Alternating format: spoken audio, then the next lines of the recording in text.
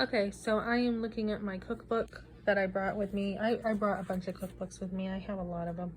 And this is an old one. It's got plastic around it. I got most of my cookbooks from the library when they had their sales for like 50 cents to $1 or whatever.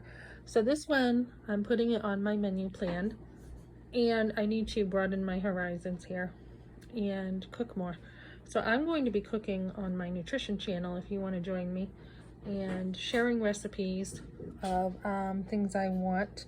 I love chives. I absolutely love cheddar and chives. So this recipe is just 2 cans of tomato sauce, ground beef, kidney beans, chili seasoning, McCormick, and shredded cheese with chopped onion. Usually when I've made chili, I've used brown sugar, chili, like the spice. I'm trying to think what else. Tomato puree, tomato sauce, tomato paste. It's been homemade. Ketchup, onions. Feel like I'm missing something else.